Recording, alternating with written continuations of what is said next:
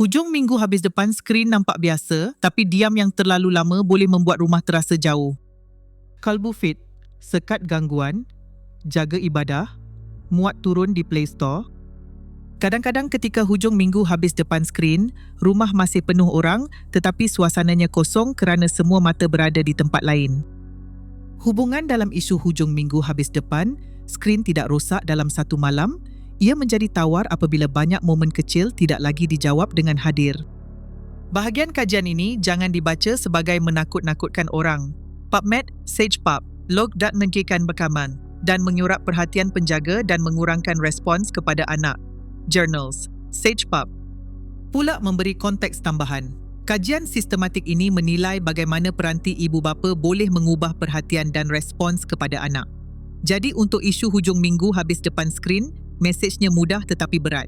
Telefon yang selalu mencuri mata akhirnya mencuri respons, perbualan dan rasa dihargai. Dalam isu hujung minggu habis depan skrin, orang yang kita sayang mungkin tidak minta banyak. Mereka cuma mahu rasa bahawa ketika bersama kita benar-benar ada. Al-Quran tidak menyebut telefon, tetapi ia membentuk cara kita menjaga pilihan. Untuk isu hujung minggu habis depan skrin, Surah An-Nisa ayat 19 menegaskan, adab bergaul dengan pasangan secara baik. Untuk hubungan, buat aturan yang menjaga momen kecil, makan, bercakap, pulang kerja dan sebelum tidur, rancang satu aktiviti luar rumah.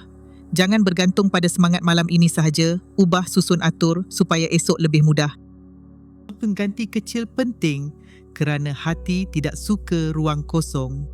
Untuk isu hujung minggu habis depan skrin, ambil isyarat daripada surah Ar-Rum ayat 21. Perkahwinan sebagai tempat sakinah, mawaddah dan rahmah. Selepas itu, pilih 20 minit berbual tanpa telefon, makan tanpa skrin atau bertanya khabar dengan mata memandang. Rancang satu aktiviti luar rumah.